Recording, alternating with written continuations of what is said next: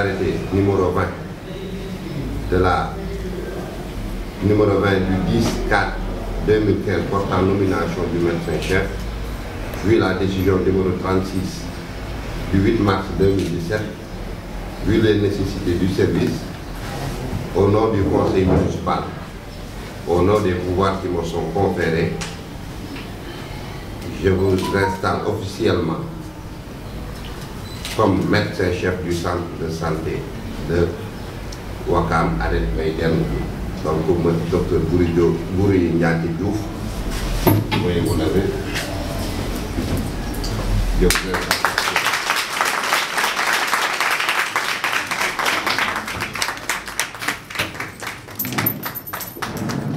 Maintenant, ça c'était la phase officielle, on peut s'asseoir. La phase officielle, il y a du personnel au niveau du centre. Donc tout le personnel du centre est mis à la disposition de Dr Bouri. Vous lui répondrez comme chef et vous obéirez à ses ordres. Donc c'est à lui de définir la politique de santé de la commune, de santé du centre de santé Annette Maïden. Pour le reste, maintenant, d'autres décisions seront prises pour permettre à ce centre de santé de pouvoir fonctionner normalement. Pour votre information, on a permis la maternité et la pédiatrie du centre de santé de Ouakam. Donc tout ce personnel sera redéployé au niveau de ce centre de santé pour lui permettre de pouvoir s'épanouir et de répondre aux aspirations, surtout de la part de l'enfant. Je vous remercie. Vraiment heureuse, je ne sais pas trop ce que je vais dire. C'est juste remercier la mairie de Ouakam, particulièrement le maire, remercier le district ouest aussi qui m'a choisi. Donc, en premier lieu pour diriger le centre de santé municipal de Ouakam et secondairement vu les circonstances, donc on a élargi les compétences pour pouvoir diriger le centre de santé avec Baïder Mobile. Donc là c'est un immense honneur et un plaisir. Parce que je suis en terre reconnue, parce que je venais tout le temps à Ouakam, je venais tout le temps au niveau des postes de santé. Donc on a eu à travailler avec des agents qui sont là. Maintenant, bon, on viendra vous envahir entre guillemets, parce que je pense que je viendrai avec pratiquement tout le personnel du centre de santé municipal de Ouakam. Mais sachez qu'on fera tout notre possible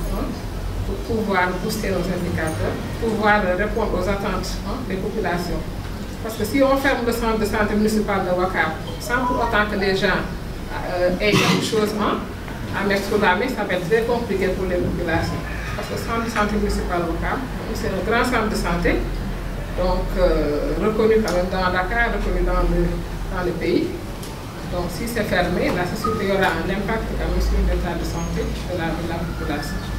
En tout cas, sachez, monsieur le maire, qu'on fera tout notre possible pour pouvoir mener à bout notre mission, et en sachant que je peux compter sur mes collaborateurs, donc les personnes que je vais trouver ici, donc, et les personnes qui viendront avec moi, parce qu'elles ont déjà fait leur preuve au niveau du centre de santé de Ouakam. Donc là, on remercie tout le monde et en demandant au bon Dieu quand même de nous apporter une santé pour pouvoir mener à bien notre mission. Merci beaucoup. Moi, je vais parler en Wolof, comme il y a un peu de français. Bon, ginnaaw ba gërëmee yàlla yoon dañuy wax suñu médecin chef yow suma rakk nga suma deret nga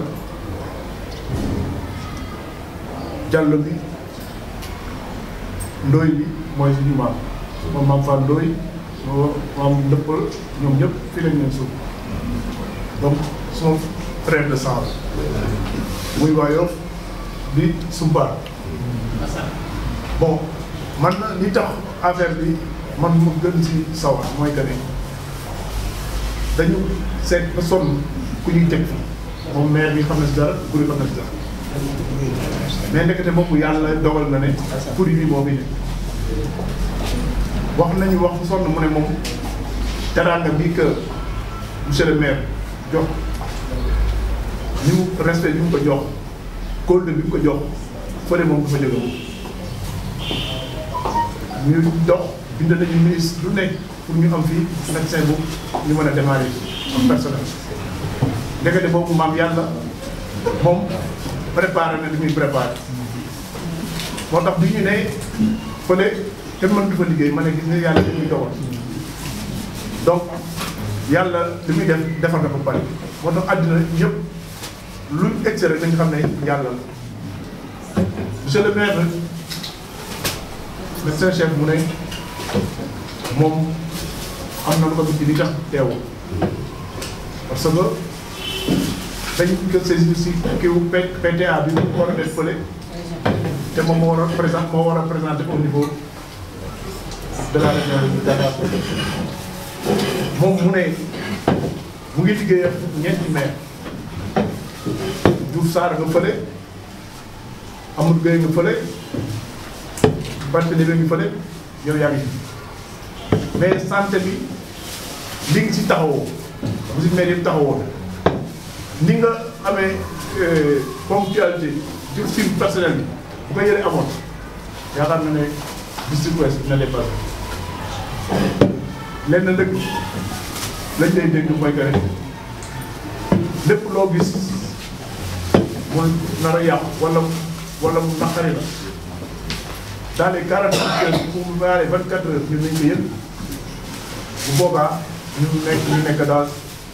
d'une même longueur d'onde parce que loolu mooy administration mais yow kenn du la jàng administration nga xam ne administration beneen bi mooy waxaat laay wax fi mu nekk nii mais bu mu leen tegal nii mooy mu ngi xool ndax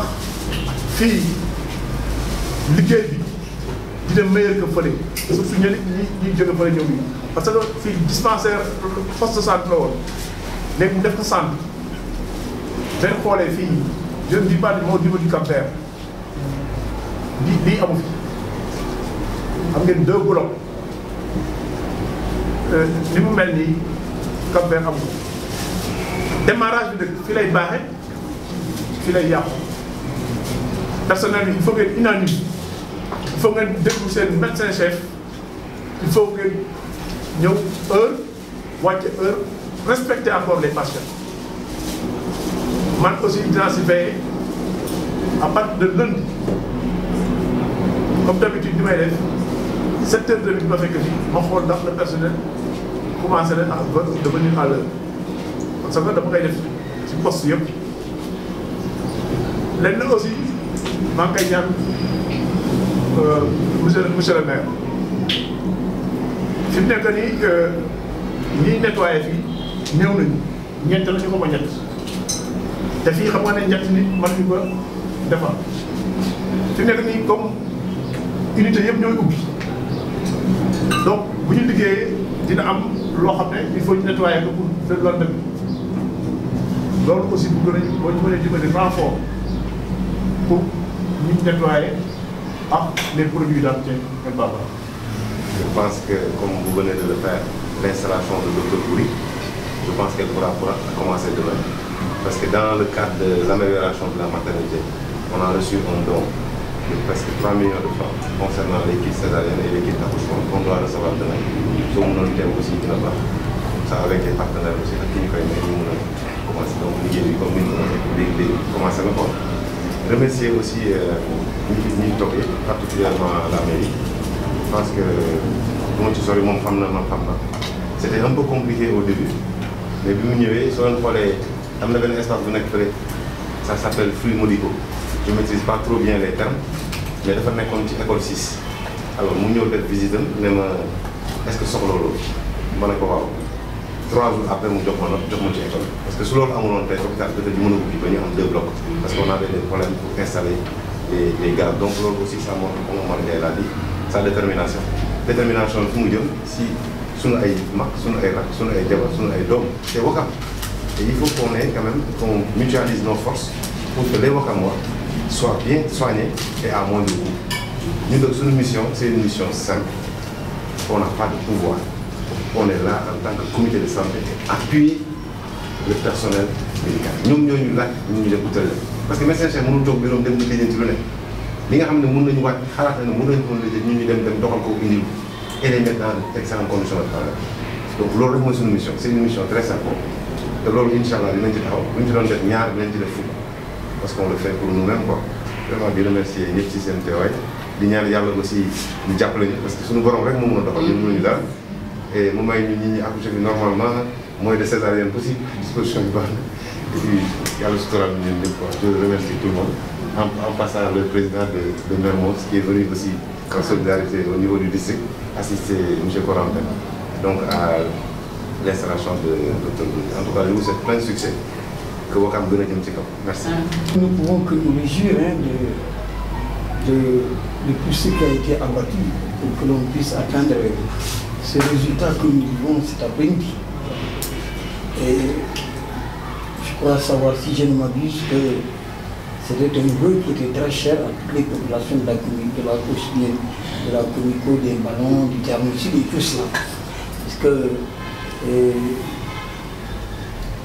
la seule institution de santé que l'on a ici au Terme Sud ne pouvait pas continuer tout le monde, ce n'était pas possible. Et quelquefois aussi, les gens n'étaient pas tellement bien, parce qu'il y avait déjà beaucoup de plaintes, et ici tout ça. Et c'est dû à quoi Dieu seul le sait. Et aujourd'hui que cette unité est là, je le dis, les gens viennent ici très fièrement. Les gens sont très fiers de venir ici dans cette unité sanitaire. Et nous souhaitons tout simplement au docteur Diop, mais qu'elle sache qu'elle est encore une fois dans son milieu naturel, parce qu'elle n'est plus considérée comme étant une étrangère. Elle est dans le milieu naturel de Ouakam. Donc elle sera traitée comme telle, elle sera accueillie comme telle. Et tout ce qui pourra contribuer à lui faciliter vraiment la tâche, je crois que, et particulièrement nous qui sommes trop proches là, ici à la Comico, dès que l'on fera la demande, on se mobilisera pour lui apporter notre modeste concours. Donc nous souhaitons longue vie à cette institution, mais particulièrement aussi à tous ceux qui se donnent corps et âme dans ce dispensaire, dans ce centre autant pour moi, pour que vraiment nous puissions connaître des lendemains meilleurs. Je remercie, monsieur. Donc man tey Yoff laa jóge xanaa Yoff laa yenn te dama fay dellu réunion mais suñu ne dañuy installer docteur Boury il faut que ma ñëw fekkee ko parce que ñun ba ñuy dugg district ouest c'était en 1997 ci pain bu njëkk ba ñu nekk ay xale ndaw ba tey jii boobu ñu ngi liggéey ba xëy ne li ñuy def ak suñu liggéey àndul teg fële salaire bi di liggéeyal suñu communauté suñu liggéeyee ak PAMI docteur Boury lañ ko liggéeyal suñu liggéeyee tuberculose ak moom la vaccination ak moom la nutrition ak moom la tey la district ubbeeku ba yeneen ñëw yeneen superviseur ñëw mais activité bu ñëwoon moom la ñuy àndal ci terrain mu nekk nit ku baax nekk nit ku yaatu nekk nit ku gisul détail képp kuy liggéeykat tey fii na nga kontaan xam ne liggéeykat ñëw na képp ku ci mel ni man nag moom na nga xam ne di nga jooy ndax docteur Boury day liggéey te kuy liggéey lay àndal di ci kontaan trop parce que l'autre jeudi dañu dem région médicale ci kii bi RAC bi ñu toog ma ne madame Fall mu naa man ko ñun day fële bu ñu ubbi xam nga lu may ñaan yàlla mu naa man ko damay ñaan yàlla ñu andi fa docteur Boury madame Fall di ree keroog bañ ko waxee dama fa ñëw mu ne ma xanaa da nga ko yëgoon ma ne ko maire da xaw ma kañ laa gëj a gis bu ma jógee si moom damay ñëw si maire moo tax ñun bàjjenu goxu Ouakam ñu xam seddoo ceeb moom moo tax ñu xam ko sama diggante ak yàlla moo tax parce que ku xool Facebook dimanche passé am na ku ma ci attaqué directement ne ma tu es trop proche du maire tu es devenu louche am na ñu ko liir gis nañ ko man naka génneel preuve wala ma yóbbu la gendarmerie maire man maay sur 34 mutuelles du département de Dakar mutuelle de santé Ouakam bi ma nekk présidente moo ci jëkk am siège ñu élire ma à la fédération à l'association 1347 de Ouakam le 19 janvier le 18 février mu signé ma conseil communal de la protection de l'enfance xanaa la ma doon sagoo fële yëpp defal nañ ma ko la ma doon sagoo ci mutuelle bi defalal na ma ko la ma doon sagoo tam ci biir bàjjenu gox yi defal nañ ndax bis bi ñuy séddoo ceeb ba fële ci diggu mairie neexoon na trop Diouf yow mi yow yaa ñu ko def neexaluma kenn man li am rek laay wax donc maire jërëjëfati ci sama tur ak ci turu bàjjenu gox yi di joxe nag suñu engagement poste bi chaque jour dañ fiy xëy bu kenn foog ne lii dañ ñu koo yëgal dañ fee ñëwoon tey def causerie ba ñëwee def causerie ñu wax ñu ko ñi fi ñendu yëpp yendu kenn añul mais dañoo toog man ma dem Yoff activité bàyyi fa activité ba ñëwaat damay delluwaat ci activité bi ñu ne dañuy toog fekke ko engagement boobu ñu jëloon di ko fi def dinañ ko continuer ba def lu ko raw sensibilisation fu mu war a yegg fii ba Sacré-Cœur nga xam ne kii surface yu Ouakam fa la danañ fa dem fii ba cité Mbacké yu Faye fa mu frontière ak Ngor danañ fa dem bu soobee yàlla ba benn jigéen du wasin ci biir néeg benn jigéen du def wasin bañ a def CPN wala ëmb bañ a def CPN wasin bañ a def CPON wante fu tuberculose beeg palu bi nekk ñu traqué ko ba génnee ko fu mu nekk incha allah engagement bu ñu joxe la donc ne se refusant pas. Je voudrais au nom du personnel de la commune de Ouakam et à mon nom féliciter Madame Bouli, avec qui nous avons eu à travailler quand même pendant une certaine période. Et dans le cadre du travail, nous nous sommes rencontrés et nous avons appris à travailler avec elle. Elle est très positive, comme l'a dit certains qui l'ont pratiqué depuis bien avant. Également, elle est assidue, mais elle est très positive. Sur quand même à cheval sur les règles. Ce qui fait que, comme elle vient de le dire tout de suite, je pense que nous avons de l'espoir en ce qu'elle soit placée à la tête de cette institution qui vient de commencer ses activités. Parce que pour bien démarrer, il faut des gens qui sont avertis, aguerris et rompus à la tâche. Ce qui fait que nous avons un espoir que, avec Dr Bouli et toute son équipe, avec tout ce qui était là également, que l'espoir placé en ce centre-là, qui est unique en son genre, il faut se féliciter parce que si vous faites le tour du Sénégal, vous ne verrez pas 2 centres au niveau national et même au niveau régional. Donc, c'est un bijou qui demande à être mis entre des mains experts. Donc, nous avons bon espoir avec toute l'équipe que nous avons ici, que le travail va continuer, que les gens, en tout cas la politique sanitaire de Ouakam et sa cartographie, s'améliorera de façon très efficace. Et donc, ce qui fait que, en prenant la décision de fermer la maternité et le centre de santé et la pédiatrie du centre de santé de Ouakam, M. le maire avait bien pensé que cette structure pouvait prendre efficacement le relais parce que sa vocation de prise en charge de la mère et de l'enfant nous permettait d'avoir espoir qu'en fait cette structure allait jouer ce rôle. Donc, Madame le docteur, je sais que vous mesurez avec exactitude l'ampleur de la tâche et les attentes qui sont placées en vous et à votre équipe. Et nous sommes derrière également pour pousser, comme d'habitude, avec la mairie, avec les services de la mairie et avec le maire. Inch'Allah, ensemble nous allons vaincre et ensemble nous réussirons à relever le défi. Donc, monsieur le maire, c'était quelques mots que je voulais passer et je vous remercie pour votre temps. Centre de santé de Ouakam, le personnel, en tout cas, qui travaille pour la mère et l'enfance, à savoir la pédiatrie, comme la maternité, nous sommes déplacés. Monsieur le chef du personnel, quand il se déplace, c'est avec le personnel subalterne qui travaille là-bas dans le cadre de la maternité et de la pédiatrie. Maintenant, s'il y a à rajouter, la commune est aussi dans les dispositions de rajouter du personnel parce que ce bijou-là,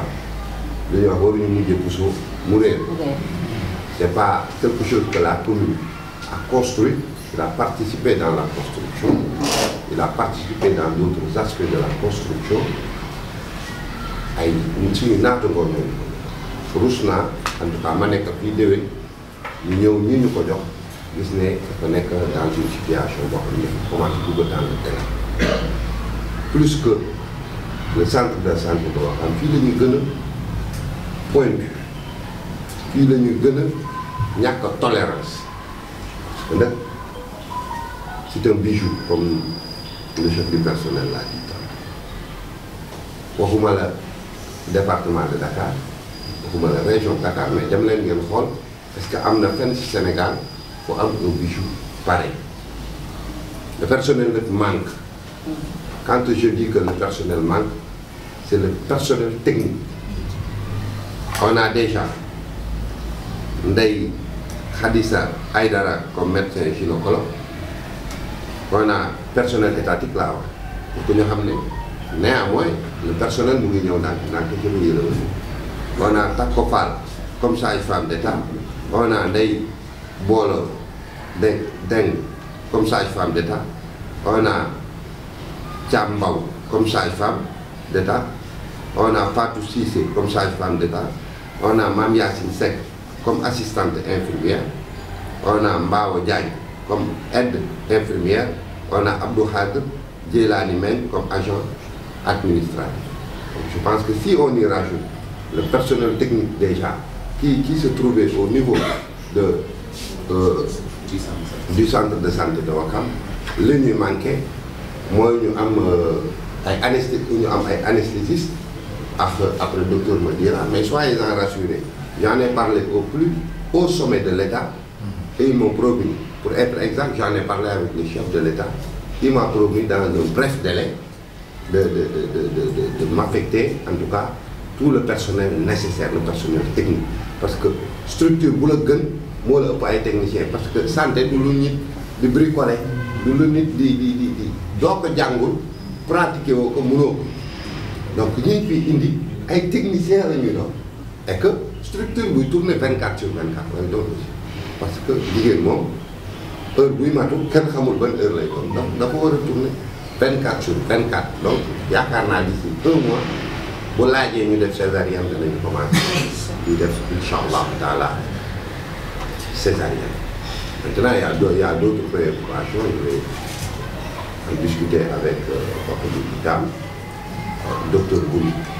dinaa jël note de service, parce que aussi le personnel étatique est mis à la disposition du maire. Je prendrai une note bu koy reverser au niveau du centre de santé Annette Mbaye Diène est mise à la disposition de docteur Bouri pour que ñu xam ne c'est leur chef aussi hiérarchique. Mais à partir de maintenant, je suis leur chef direct. Par hiérarchie, il y a docteur Bouri, il y a Bassène, il y a le personnel, parce que même leur dossier, dañ ma leen war a transmettre. Parce qu'il y a des avantages au niveau de la commune, ils doivent en bénéficier de ces avantages. Parce que fii lañ leen di noter, c'est la notation à partir d'ici, moom la ñuy jàllal mu dem ci ñii ñu transmettre ko, parce que mënuñu nekk fii ñii nekk Yoff di leen noter. C'est à partir de là qu'on leur note yi ñu transmettre leen ko mu jéggi dem. Pourquoi je le dis? Parce que souvent boo ñëwee structure de santé da ngay kii naa man étatique la kii naa non, il y a qu'un seul personnel, c'est un personnel municipal. Parce que la collectivité locale étant un démembrement direct de l'État, ñu jël la santé def ko une compétence transférée. yoon wax ne poste de santé centre de santé propriété bu commune foo dem même ko état tabaxoon tey tabax lépp mu doon centre de santé bu paree daf koy remettre à la disposition de la commune. boo demee beneen niveau c'est la ville, bu nekkee hôpital maintenant c'est l'État. Donc noonu la ñu séddale structure de santé yi au niveau du Sénégal. Ça aussi c'est la loi. ñu jël maintenant les comités de santé dugal si pour la gestion. Donc comité de santé bi aussi bu mu mun a doon dafa war a travailler en harmonie avec le médecin chef, parce que su amul loolu dafay indi ay blocage. Fii nag 2 structures moo fi amoon, on va le régler au fur et à mesure. Il y a le poste de santé qui n'est pas encore fermé officiellement, parce que mënuñu ko ñëw dindi noonu, parce que il pratique aussi la médecine générale te pare bu ñu pour dañuy doog a tijji. Donc le poste de santé dafay continuer avec son chef muy Major Diop mu continuer loolu, mais à partir de maintenant loolu xam naa docteur Bouri moo ma ci gën a am xam-xam, lépp lu jëmati ci xale fii lay ñëw. donc dootuñu pratiquer xale fii lay ñëw. Maintenant dañuy gën a versé wu dans le général. Je sais que aussi am na cabinet dentaire bi aussi en attendant ñu kii boobu mooy tout docteur Diouf aussi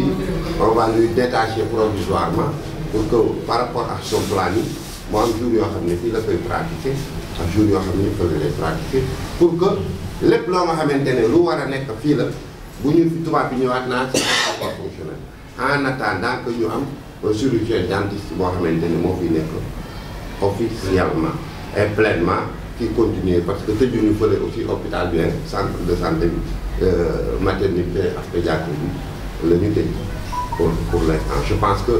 su si ñëpp jàppee maintenant il y avait du personnel ici, le personnel aussi c'est à l'auteur mu xool na lay répartir. Xam naa il a du pain sur la plage, parce que il doit me proposer une liste par rapport à répartition des tâches yi nga xamante ne moom la ñu war a def mais s'agissant maintenant de la gestion financière on n'y revient pas parce que dañu war a am un nouveau compte avec le comité de gestion. Le nouveau compte, c'est plus le compte du poste de santé qui est fonctionnel. Donc vous devez fonctionner en attendant, mais en attendant que nous mettions les dispositions pour que le centre de santé ait aussi son nouveau compte pour pouvoir gérer en attendant que nous fermions officiellement le poste de santé pour que nous rattachions loolu xaw ma nan lañ koy defee loolu aussi docteur Bouy dinañu wax ak docteur Diop parce que ñoom ñooy les techniciens ils vont nous conseiller en tout cas du ñu jël benn mesure boo xam ne on le prend comme ça parce que daf ñu neex lu ñuy jël ñi nga xam ne ñoom ñooy les pratiquants de la santé vont nous conseiller par rapport à ça bu ko defee ñu jël les décisions yi nga xamante ne moo war ba nga xam ne ñu ci dund lu ma laa def dinaa ci wax ak docteur Diop comme ni ñu waxtaanee ci ouverture bi là aussi il faut que mu clair dañu ñëw ñu waxtaan ci man docteur Diop docteur Boury Fall ñun ñooñu ñëpp ñu bokk ñu toog ñu waxtaan ci ba ñu ne lii mooy la meilleure solution on a pris des décisions yi nga xamante ne mooy donc du décision par parlo décision dara décision yu ñuy jël la pour l'intérêt de la santé parce que la santé est au-dessus de tout le monde. Pareillement ou parallèlement aussi on va débuter sous peu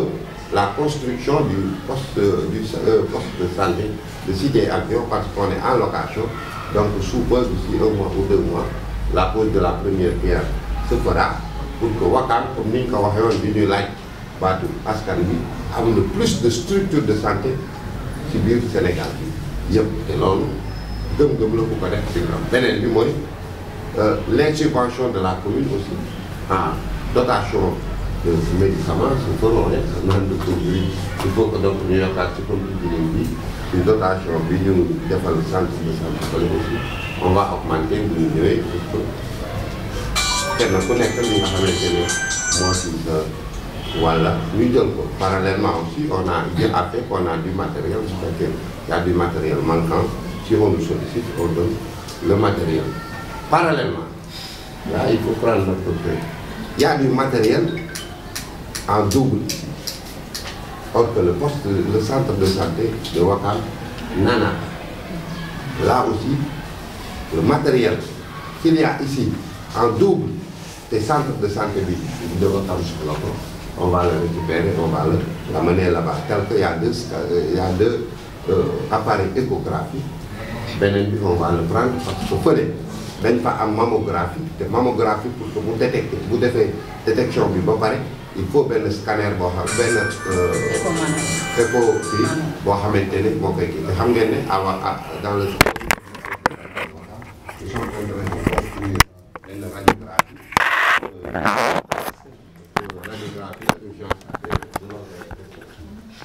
urgence accueil kii bu radiographie donc dina am loolu dana am beneen appareil xaw ma spectre xaw ma na xool yax yi yooyu aussi ñoo fay nekk ci radiographie bi et d'autres appareils de radiographie pour que foofu aussi doon am spécialité lépp loo xam ne li jëm ci rajo donc vous en avez deux vous n'en avez pas besoin de ces deux te su ma juumul yëpp 5 sondes la dañ koy obligé jënd sondes yi pour que aussi mu mën a aider ñeneen nga xamante ni te lépp ci jigéen lay doon ndax jigéen la ñuy defal mammographie pour que mu gën a jaar si yoon su fekkee wax ji am na lu si dëng ngeen baal ma encore une fois je félicite tout le personnel le comité de santé ñi ko si doon jàppale ba nga xam ne ce joyeux du jour est à notre portée aujourd'hui c'est Ouakam qui gagne c'est nous dans nous. D'abord damay sant yàlla bi mu ñu mayee ñu fekk tey ba mën a jël décision di fi nommé kuy jiite structure bi kooku du kenn ku dul kii nekk sama ndeyjoor muy docteur Boury Diouf muy koo xamante ne moom moo jiite aussi centre de santé bu Ouakam bi yàlla defee lii pare toog nañu xaar personnel buy jóge ci état bi pour ñëw ñu fi tardé kon sama responsabilité mooy ma fexe lii mu commencé ndax biñ ñu ko inauguré ak léegi mu ngi bëgg a yàgg te centre de santé bii liy jëm ci jigéen ñi ak ndaw yi defe naa ne amul pareil au Sénégal wala amuñu ku ñuy ñëwee ci matériel ak jumtukaay ci Sénégal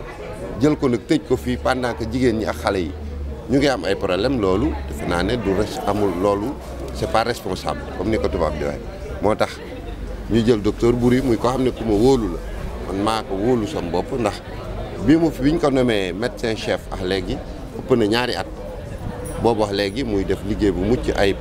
ci hôpital Ouakam bi kon bu ñu amee lu mel nii te personnel bi yéex a ñëw suñ ko fa tegee mu nangu ko it moom parce que bu ko neexoon mu ne non non non loolu tamit liggéey bi day metti ñaari liggéey la sama kaw mais humilité elle a accepté loolu ñu ko ci remercier bu baax a baax di wax ne rek ci gàttal lu ñuy uti feneen am na fii kon amul benn waa Wakaam boo xam ne tey warati na mën a am problème mu jigéen walla problème mu xale ndax ay professionnels ñoo fi nekk dañu tëj structure bi mel nii bii nekk ci centre de santé bu Wakaam ndax dañ ko war a defaraat mais personnel bii nekk foofu yëpp dañ leen redéployer ici muy foofu am na maîtresse sage-femme am na yeneen ak yeneen ak yeneen yi jëm yëpp ci jigéen ak ci xale may ne fii dafa am pédiatrie te dafa am matériel oxygène yi ñuy soxla fii dañ fiy defar oxygène lépp donc lu ñu soxla am na fii kon waa Wakaam ñoo war a mën a ñëw jël seen yëpp wóolu naa ko nag danañ jëlaat ci fan yi di ñëw yeneen i décision yoo xam ne dafay accompagner décision bi ñu jël ci nommé ko fii pour que structure bi mën a fonctionner parce que it nommé ka rek seetaan ko loolu it kii la war nañu nommé nu mu tuddati maîtresse sage-femme war nañ nommé yeneen ak yeneen war nañ jël personnel beneen bi mettre ko à sa disposition plus personnel bi nga xamante ne moo nekk fii lu ma ciy leeral tuuti rek mooy fii poste de santé la woon poste de santé bi dafay continuer fonctionner en attendant que ñu egg suñu vitesse de croisière pour xool nan la ñuy boole aussi yëpp mais fii daal centre de santé bi li jëm ci xale ak jigéen loolu moom tijji na poste de santé bi day continuer di def médecine générale am na aussi benn structure boo xamante ne pour faj ay ñi seen bëñ di metti la may remercier waale le chef de l'État muy le président de la République bi ma ko seeti jee nangu na ne dina ma jox personnel bi manqué te joxe na instruction yëg naa ko pour que tout le personnel ñu mettre que à notre disposition là mais en attendant fii aussi y a docteur Diouf moom mooy chirurgien dentiste bi nekk Wakaam fële bu docteur Boury nangoo yore fële yore fii moom it dañ koy détaché fii pour que mu ñëw aussi mën a commencer di liggéey ci cabinet dentaire bi aussi pour que population yi nekk fii aussi mën a soulager wu donc di santaat yàlla bu baax di sant aussi ñi nga xam ne ñëpp ñoo si taw Papa Doudou ñi ki si doon jàppale tout le monde parce que comme ni ma ko waxee moomu ma ko docteur Boury moomu ko kenn moomu ko Wakaam mooy kii ko moom donc bu ñu yàlla dimbalee ñu doon ñi nga xam ne ñoo ko fi taxawal yàlla def ñu inauguré ko ba tey ñu koy ibbi pour que mu fonctionnel sant yàlla mënul weesu loolu ngeen gërëm. sentiment bi ci am mooy commencer d'abord di gërëm ñëpp di gërëm monsieur le maire di gërëm district di gërëm ñi ma doon liggéeyandool au niveau du centre de santé de Wakaam ñi nga xam ne moo ñu tax ñu am résultat ba nga xam ne maire rek district óorluwaat nañu encore pour pouvoir ñu confier doxaat ñu dénkaat ñu centre de santé Aline Baye Derneville liñ ciy wax rek mooy que centre bu mucc ayib la centre bi aussi partenaires yi defu ko pour kenn dul waa Wakaam moom lañ ko defal li ñuy ñaan rek mooy que yàlla dooleel ñu kànt nañ ñu ba confiance bi ñu am ci ñun ak qualité bi ñu am si ñun ñu bañ ko décevoir di ñaan population yi rek que ñu ñëw fréquenter centre bi comme ni ko maire waxee dañu uti feneen je pense que dinañ ko am fii neexee yàlla di ñaan yàlla boobu jàppale. alors par rapport ak question bi ñu rek mooy que naka ngeen fas yéene liggéey pour que Wakaam yëpp muy jigéen ñi ak ndaw ñi comme que ñoom lañ jagleel kër gi naka ngeen fas yéene liggéey pour que jigéen Wakaam yëpp ak xale Wakaam yëpp ñu mën leen indi fii pour ñëw faj si. liggéey bi continuité lay doon rek parce que si lañ mës a nekk problème de santé au niveau de Wakaam foog naa li ñu ci ump bariwul particulièrement ci ndaw ñi ak ci jigéen ñi ak ci xale yi li ñuy def rek mooy que continuer sensibilisation di leen ñaax te xam naa ne comité dinañu si dimbali bàjjenu gox yi dinañu fi dimbali pour pouvoir nit ñi gën a fréquenter centre bi waaw. di ko rafetlu parce que dafa yàgg nekk suñu mbëbët wax naa ko sànq dem naa seeti maire dem naa seeti ministre bi pour wax leen ñu indil ñu matériel bi nekk ci biir utiliser wuñu ko bu yàqoo suñu pertement la am na garab yi commencé yàqu ñu ngi koy sànni te loolu pertement population Wakaam la tey jii bu jëlee initiative avec le médecin chef de district indil ñu kenn pour hôpital bi mun a commencer fonctionner dañ koy rafetlu bu baax a baax comme li ma ko waxee sànq ñun aussi liñ suñu mission mooy jàpp ci pour affaire yi mën a dox pour que au moins jigéen Ouakam pour accouchement mu ba dem Yoff wala dem Ngor mu ñëw def ko fi buñ ko waree césarienne mu war a tëb dem Philippe Senghor ñu koy jox rendez-vous mu ñëw def ko fi te yooyu yëpp am na fi boobu ba léegi ñu toog di xaar donc c'est vraiment lu ñu rafetlu la di féliciter docteur Boury si nomination bi ñu ko defal ni di wax ne aussi dinañ ko jàppale pour mu réussir sa mission parce que li ñuy defar ni pour sunuy rak sunuy doom sunu ay jarbaat sunu ay mbokk pour ñun kese la donc loolu moo tax quoi on vraiment remercie le maire pour initiative bi mu jël avec le médecin chef pour indil ñu kenn et toute l'équipe aussi comme le centre va être réfectionné pour nous permettre nous au moins ñu mën a démarrer pour soulager un peu les populations parce que loolu aussi dañ koy fàttali wax dañuy jël jigéen mu war a accoucher am ay problème nga jël ko dugal ko ci ambulance malgré que dugal ko ci ambulance di wër Dakar bi yëpp doo am fu ñu ko téye ou yaay ji day gaañu ou doom ji gaañu ñu ne risques yooyu yëpp dañ ko mën a indi war ay conditions yu bëri lañ teg fii mais balaa dara il faut salle bloc opératoire fonctionner il faut ambulance bi taxaw il faut groupe électrogène bi taxaw il faut matériel bi taxaw ñu ubbi nga xam ne aujourd'hui ça sera au moins au Sénégal dans une zone ou une commune où une femme peut accoucher et dans le même site toutes les conditions réunir nañ ko pour mu accoucher sans problème et ça c'est une première tout est préposé et toutes les dispositions sont prises donc loolu ñu koy rafetlu bu baax a baax di wax ne vraiment kontaan nañ ci ñëw bi xaw na yeex mais comme suñu borom mooy dogal ñun nangu ko noonu rek te jéem ci jàpp ñun ñëpp surtout ñun comité de santé bi jàppale leen bu baax a baax pour que ñu mën a réussir ñoom seen mission. alors seen collaboration entre yéen ak mairie bi ban jàngat nga ci am. bon dañ koy rafetlu ah on n'a pas de problème bon suñ soxlee mairie bi ñun dañ koy dem seeti suñ ko fëggee bu dee guddi man dama koy woo su ma gisul je tape sur si chef de protocole am immédiatement ñu ne ma ñëwal moo exposé ko problème yi nga xam ne moom la ñu ancré di dundee fii problème yi fi am yëpp de wax naa ko suñ ci waree waxtaan dañ koy wax suñ fi indee kenn dama ko koy wax parce que loolu mooy relation ah au-delà de toute considération dafa am la nga xamante ne su ko suñu borom dogalee da nga koy nangu parce que àdduna noonu la tëddee si su ma amee lu ma ko wax man dama koy woo personnellement wax ko su jaree ma seeti ko moo wax bi ñuy commencé fii noonu laa def seeti ko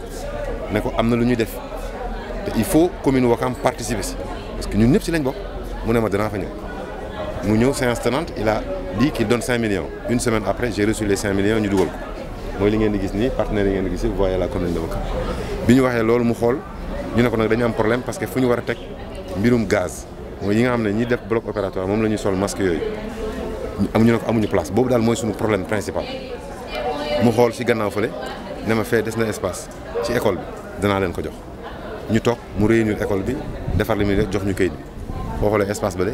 mu ngi ci biir centre bi mais ci école bi la bokkoon moo tax ñu am espace ci gaz te dese nañu espace beneen bu ñoo xam ne mën nañ ko utiliser pour éventuellement ay linge wala yeneen activités yi nga xam ne war nañ ko mën def loolu aussi ñu ko ci gërëm parce que mënoon na bañ a am xalaat boobu wala mu bàyyi ñu ci liñ nekkoon dañ fi gën a dajaloo rek mais peut-être qu'il a pensé qu'on doit soulager